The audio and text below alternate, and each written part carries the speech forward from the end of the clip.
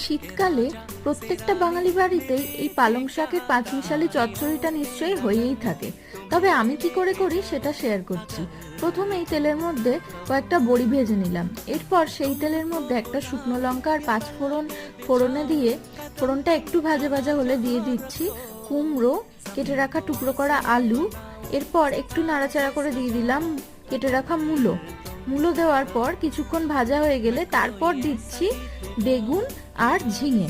এগুলো যেহেতু নরম সবজি তাই জন্য লাস্টে দিলাম। তারপর স্বাদ মতো নুন আর হলুদ দিচ্ছি। এই রান্নায় কিন্তু আর কোনো মশলা ব্যবহার করব না। তারপর সবজিগুলো একটু মজে এলে দিয়ে দিচ্ছি পালং শাক। এরপর ঢাকা চাপা দিয়ে রান্না করে নেব। এই জল যতক্ষণ না বেরোচ্ছে ততক্ষণ। দেখুন কত জল বেরিয়েছে। তারপর দিচ্ছি চেরা কাঁচা লঙ্কা আর বড়ি আর অল্প একটু মিষ্টি। ব্যাস হয়ে গেল চচ্চড়ি। গরম ভাতে কিন্তু দারুণ লাগবে।